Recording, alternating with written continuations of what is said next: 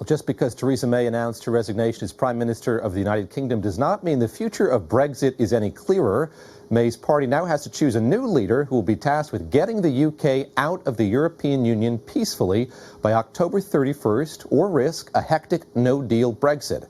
Matt Bradley has been following this from NBC's London bureau. He joins us now from Westminster Green. Matt, what does this resignation mean for the future of Brexit? She steps aside. Who steps into the void?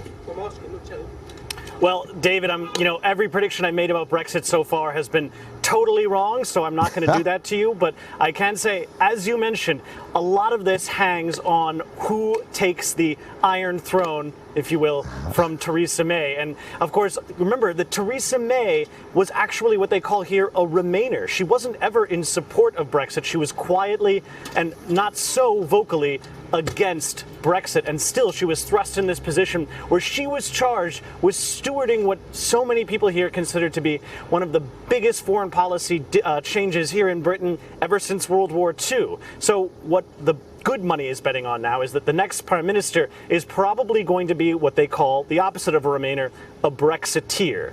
And since this is Britain, of course, there are betting agencies who are actually placing odds on who will be the next Prime Minister. And the top candidate right now is Boris Johnson. He's the former London mayor, the former Home Secretary, and now he's considered the front runner. He was a vocal Brexiteer all throughout the campaign leading up to that referendum back in 2016, and now he may be moving into the top spot, even though he's such a flamboyant character and he's so well-liked and widely disliked here in Britain that he's just as polarizing as the current British political field could ever offer up. He's the guy who's probably going to be taking it forward, and a lot of the smart money is going on Boris Johnson. Now, Boris Johnson has come out lately and said that he's actually in favor of what they call a no-deal Brexit. That's the equivalent of basically jumping off of the House of Commons and just hoping that you land well. There's no deal, there's no arrangement with the European Union. It's just that Brexit stops on October 31st, which is Halloween. A lot of people here find that morbidly clever, that that's the date of Brexit.